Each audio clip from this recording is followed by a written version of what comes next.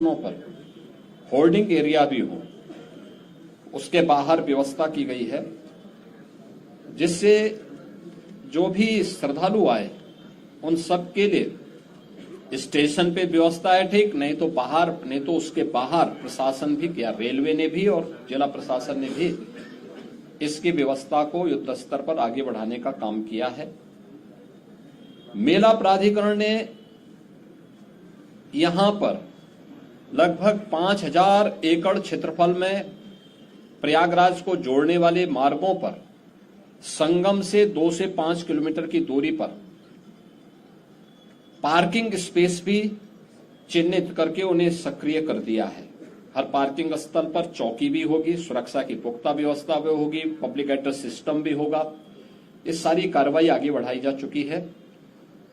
Pantone bridge पहली बार हम लोगों ने इनकी संख्या 2019 में बढ़ाई थी, जो 22 तक पहुंची थी। इस बार महाकुंभ को देखते हुए 30 पेंटोन ब्रिज बनाए जा रहे हैं, जिनमें 28 बनकर के तैयार हो चुके हैं। तो अगले 3-4 दिन के अंदर वह भी बनकर के तैयार होंगे। 12 किलोमीटर का अस्थायी घाट यहां पर तैयार किया जा रहा है और लगभग वे सभी तैयार हैं। कुछ पक्के घाट बनाए जा रहे हैं। अरेल की ओर एक पक्का घाट बन रहा है, अगले 2-3 दिन के अंदर उसको भी कंप्लीट कर लिया जाएगा।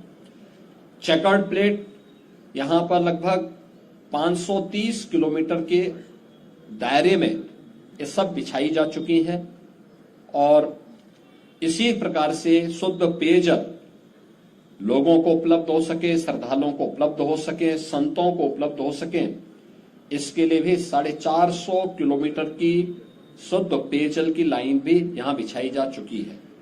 मेला अपना एक शेप लगभग ले चुका है कि वो संस्थाओं को आना, बाकी ये संस्थाएं आ रही हैं। 7000 से अधिक संस्थाएं अब तक आ चुकी हैं। 1.5 लाख से अधिक टेंटेज की व्यवस्था मेला प्राधिकरण ने यहां के लिए किया है और ये कार्यक्रम युद्ध स्तर पर आगे बढ़ रहा है और लोगों में उत्साह है। देश और दुनिया प्रयागराज कुंभ में आने के लिए उत्सुक है। उत्तर प्रदेश और देश के इस सबसे बड़े आध्यात्मिक और धार्मिक समागम को अपनी आंखों से देखना चाहता है। 144 वर्ष के बाद महाकुंभ का यह मुहूर्त आ रहा है और इस महा समागम का साक्षी देश और दुनिया बनना चाहता है। इसके लिए हर प्रकार की व्यवस्थाएं डबल इंजन की सरकार ने, केंद्र और राज्य सरकार ने मिलकर के, यहां पे प्रशासन और पुलिस ने मिलकर के, मेला प्राधिकरण के साथ मिलकर के इन सभी कार्यक्रमों को युद्ध स्तर पर आगे बढ़ाने की तैयारी की जा रही है और जनवरी प्रथम सप्ताह तक संस्थाएं भी आ चुकी होंगी, तैयारियां पूरी हो चुकी होंगी। 13 जनवरी को पौष पूर्णिमा की पहला स्नान यहां पे संपन्न होगा। मकर संक्रांति 14 जनवरी को दूसरा स्नान यहां पे होगा, जो अमृत स्नान भी होगा, जिन्हें साई स्नान कहते थे।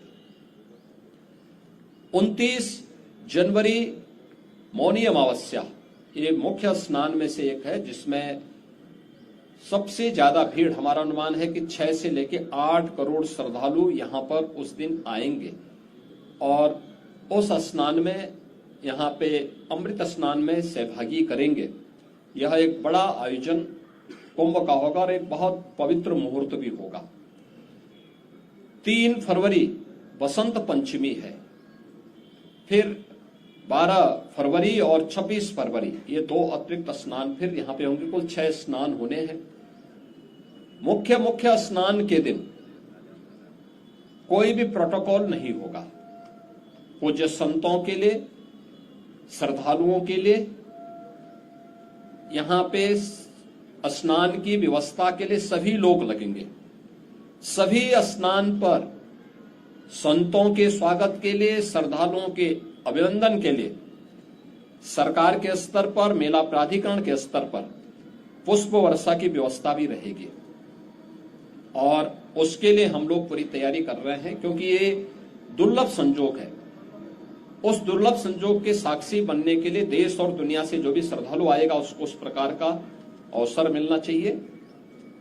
प्रकृति और परमात्मा की कृपा से, भगवान प्रयागराज की कृपा से, द्वादश माधव की कृपा और मां गंगा और मां यमुना की कृपा से ये पूरे कार्यक्रम सकुशल संपन्न हो। आज इस दिवस से मैंने यहां बैठक की है, पूजा भी की है और आप सबके सहयोग से इस पूरे आयोजन को पूरी भव्यता के साथ यहाँ पे आयोजित करने का गौरव यहाँ पे डबल इंजन की सरकार को प्राप्त होगा, प्रयागराज मेला प्राधिकरण को प्राप्त होगा और प्रयागराज वासियों को प्राप्त होगा।